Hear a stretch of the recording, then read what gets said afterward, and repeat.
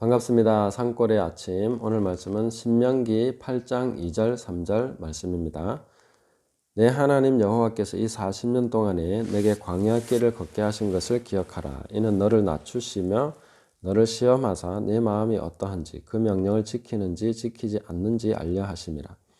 너를 낮추시며 너를 줄이게 하시며 또 너도 알지 못하며 내 조상들도 알지 못하던 만나를 내게 먹이신 것은 사람이 떡으로만 사는 것이 아니요 여호와의 입에서 나오는 모든 말씀으로 사는 줄을 내가 알게 하려 하심이니라. 아멘.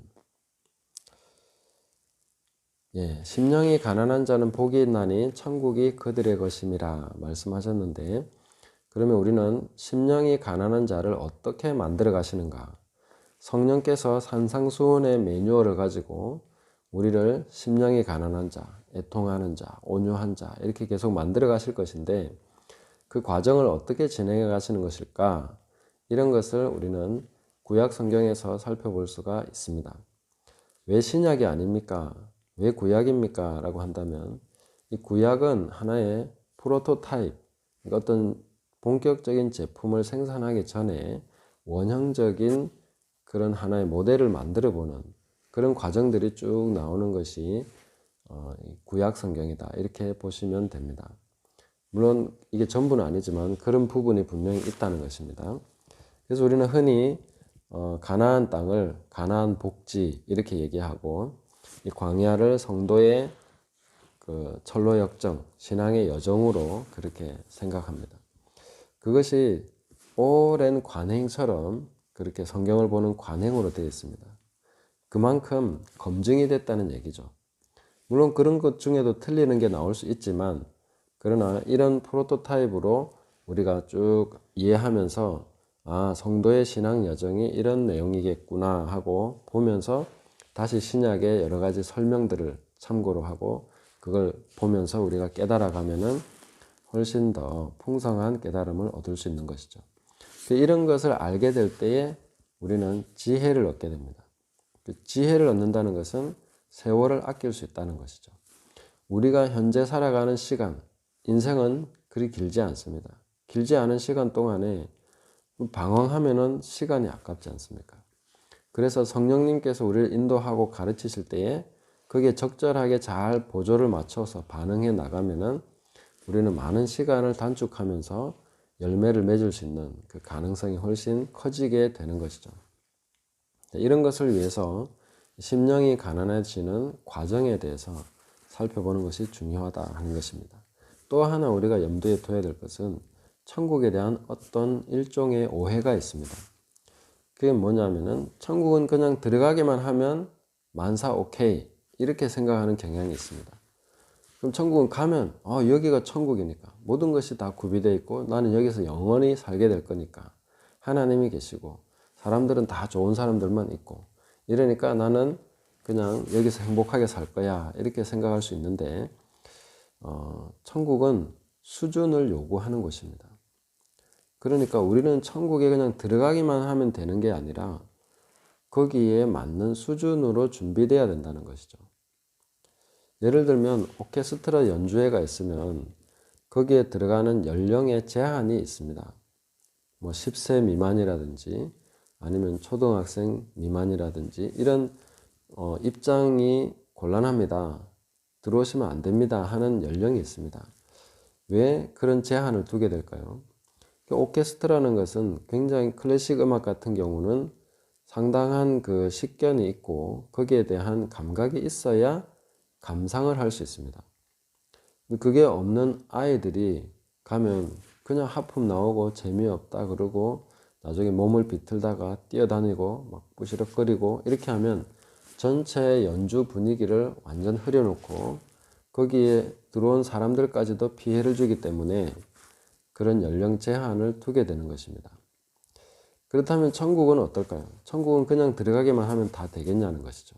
그래서 예수님께서 심령이 가난한 자는 복이 있나니 천국이 그들의 것입니다. 이렇게 말씀하신 것입니다. 여기서 심령이 가난한 자라는 것은 수준입니다. 그래서 성령께서는 우리를 이런 수준으로 만들어 가실 것이다 하시는 것인데, 그 프로토타입, 그 원형적인 모델을 우리는 신명기 8장에서 그 해설을 볼 수 있다 하는 것입니다. 살펴보시면 40년 동안 광야길을 걷게 하신 것은 너를 낮추시며 시험하사 내 마음이 어떠한지 그 명령을 지키는지 지키지 않는지 알려 하십니다. 낮추셨다고 얘기합니다. 하나님께서는 낮추십니다. 성도를 낮추시고 우리를 가난하게 만들어 가시는 것이죠. 그것이 꼭 돈이 없는 가난함 이것만은 아닐 수 있습니다. 어떨 때는 친구가 없는 외로움, 또 어떨 때는 일이 잘 풀리지 않는 어떤 그런 괴로움, 어떨 때는 또 실제로 돈이 없는 가난함일 수도 있고, 여러 가지의 조건 속에서 우리는 광야길을 갈 수 있게 되는 것이죠. 각 사람에게 맞게 가장 그 맞춤형으로 주님께서는 우리를 연단하시고 낮추시고 그렇게 하십니다. 그것이 바로 심령이 가난한 자를 만들어 가시는 과정인 것이죠. 이것은 절대로 우리가 환영할 만한 것은 아닐 것입니다. 내가 의도해서 그렇게 되는 것은 거의 불가능합니다. 성령께서 우리를 사랑하시기 때문에 그 천국에 합당한 자로 만들어 가시기 위해서 가난한 자가 되게 하시는 그 심령을 가난하게 만드는 과정을 그런 것을 진행해 가시는 것입니다. 우리를 그렇게 이끌고 가시는 것이죠. 마치 성령께서 예수님에게 임하셔서 충만히 임하셨는데 제일 첫 번째로 하신 일이 광야로 예수님을 데리고 가는 것입니다. 거기서 40일 동안 금식하시고 마귀에게 시험을 받으시고 이런 과정들을 지나게 하시는 것이죠. 우리가 성령의 인도하심을 받아 가게 되면 모든 것이 형통하리라고 생각하십니까? 기대하는 그런 것이 아니라 성령께서는 우리의 심령이 가난해지는 것에 초점을 맞추십니다. 이런 것을 알지 못하면 우리가 하나님의 인도하심 따라서 갔는데 왜 이런 일이 생기느냐? 내가 예수님을 잘 믿고 섬기려고 하는데 하나님을 사랑하면서 가는데 나한테 왜 이런 일이 생기냐 하는 그런 의문을 풀지 못하게 됩니다. 저는 번영신학이나 번영복음이 전적으로 틀렸다고 생각하지는 않지만 성도에게 이런 깨달음을 주지 못한다는 부분에서는 상당한 맹점이 있고 잘못된 부분이 있다라고 생각합니다. 초점은 심령이 가난해지는 것입니다. 하나님께서 무슨 일을 하든지 우리를 천국에 합당하게 만들어 가실 거기 때문에 내 심령이 가난해지는 것에 초점이 맞춰져 있습니다. 이걸 이해하게 되면 어떤 과정으로 나를 그렇게 만들어 가실지 지금 내 삶에 대한 이해가 생깁니다. 왜냐하면 이런 걸 통해서 내 마음이 가난해지기 때문에 심령이 가난해져서 천국을 소유할 수 있는 자로 만드시는 거기 때문에 이것을 기뻐하게 되는 것이죠. 오히려 환영할 수 있게 되는 그런 깨달음이 생기는 것입니다. 그렇지 않고 믿는 자는 다 형통하고 잘 되기만 한다, 번영하게 된다라는 그런 식으로만 생각하고 있으면 왜 나는 거기에 도달하지 못했나? 그럼 중간이 깜깜해지는 것입니다. 빛이 없어지는 것이죠. 내 삶에 대해서 말씀으로 조명이 안 되는 것입니다. 그러니까 우리는 지금 내 삶 속에서 하나님이 이루시는 게 뭐냐? 산상수훈을 적용하시면서 내 삶에 이루게 하실 거라는 거죠. 외부에 일어나는 모든 사건들이나 모든 일들이 전부 다 거기에 초점이 맞춰져 있다. 이렇게 보시면 됩니다. 만나는 사람이든지 당하는 일이든지 어떤 고뇌하는 문제라든지 이런 모든 것이 다 내 심령을 가난하게 하시고 애통하게 하시고 온유하게 하시고 화평케 하는 자, 또 의에 줄이고 목마른 자 이렇게 되도록 만들어 가신다는 것이죠. 이 과정을 성령께서 친히 진행하고 계십니다. 자, 그러면 여기에서 얻는 유익은 굉장히 많습니다. 이 깨달음이 확실히 온다면은 내가 지금 애매한 일들을 당하고 여러 가지 일들을 겪어가고 있는데 이것이 다 하나님 손안에 있구나 하는 걸 확인하게 되는 것입니다. 그렇네.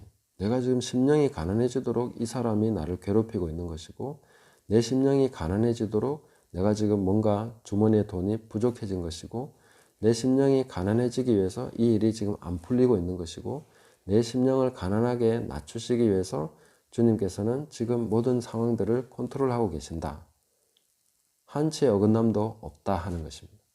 머리카락 하나도 다 그걸 위해서 작용하고 있다 하는 것입니다. 그런 것을 우리가 확실하게 깨달으시면 내가 얼마나 하나님 손안에 있는지를 알게 됩니다.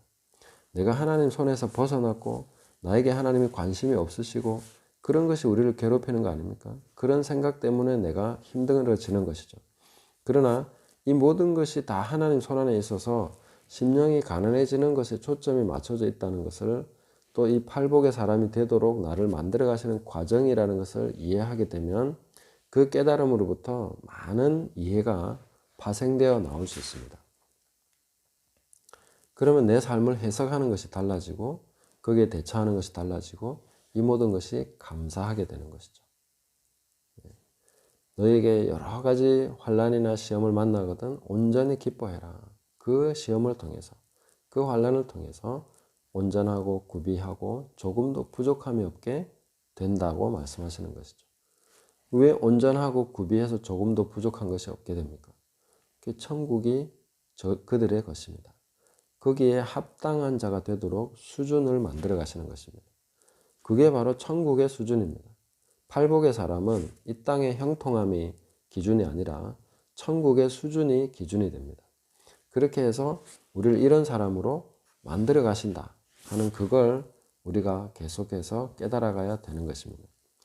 그 3절을 좀 더 보시면 너를 낮추시며 너를 줄이게 하시며 또 너도 알지 못하며 내 조상들도 알지 못하던 만나를 내게 먹이신 것은 사람이 떡으로만 사는 것이 아니요 여호와의 입에서 나오는 모든 말씀으로 사는 줄을 내가 알게 하려 하심이니라. 이게 마귀의 첫 번째 시험을 통과한 예수님께서 인용한 그 말씀입니다. 사람이 떡으로만 사는 것이 아니다.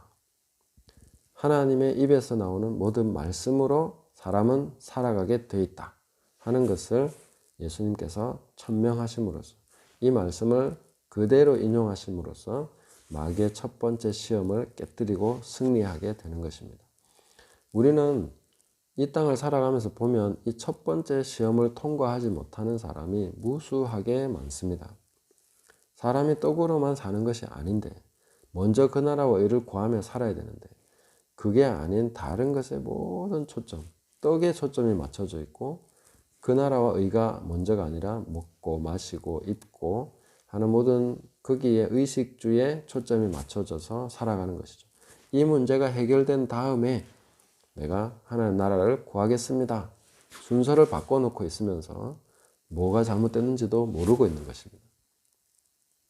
순서가 바뀌면 모든 것이 엉망이 되는 것이죠. 우리는 이런 것을 깨닫도록 하나님의 말씀을 깊이 묵상하시고 우리의 삶 속에 성령께서 어떤 포인트를 가지고 역사하고 계신가 하는 것을 알아야 됩니다. 우리를 그냥 부자 만들기 위해서 역사하고 계신다면 성령은 실패하고 있을 가능성이 많은 거죠. 그러나 성령은 실패하시지 않습니다. 왜냐하면 우리의 심령을 가난하게 하시기 위해서 역사하고 계시기 때문인 거죠. 우리를 온유하게 하기 위해서 역사하고 계시기 때문인 거죠.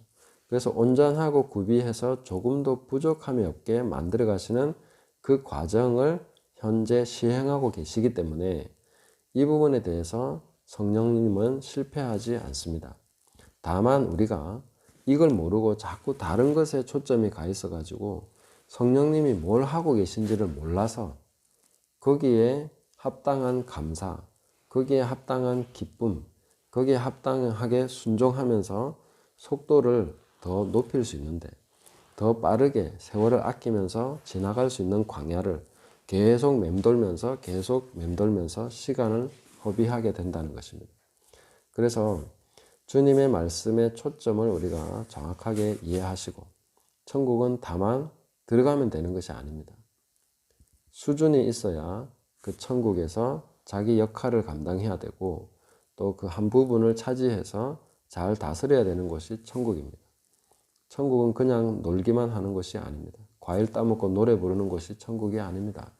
천국은 우리가 들어가서 해야 될 일이 있고 내가 감당해야 될 한 부분, 몫이 있는 곳입니다. 나의 유업이 있는 곳입니다. 그래서 그것을 위해서 우리는 마땅히 합당한 수준으로 준비되어야 됩니다. 그것을 환영하지 못하고 난 왜 이런 일을 당합니까? 내가 왜 이런 일을 겪어야 됩니까? 이렇게 얘기하고 있으면 얼마나 참 딱한 일입니까? 그걸 잘 이해해서 당연히 이런 일을 겪어야 되고 이걸 통과해야 되고 수준이 돼야 되는 것이죠. 온전하고 구비해서 조금 더 부족함 없이 내가 그렇게 그 수준에 맞춰서 성령께서 이끄시는 대로 그렇게 잘 순종하면서 가야 되겠구나, 이렇게 생각하시면서 기쁘게 모든 일을 감당할 수 있게 되는 것이죠.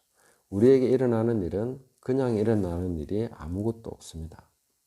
그것을 잘 기억하시면서 오늘도 주님 은혜 안에서 성령님과 보조를 잘 맞추어서 순종하시고, 그래서 이 험악한 세월을 지나가면서 세월을 아끼시는 큰 지혜를 얻으시고 주님 안에서 열매 맺고 하나님을 기쁘시게 하는 믿음의 삶을 살아가시기를 예수님의 이름으로 축복합니다. 감사합니다.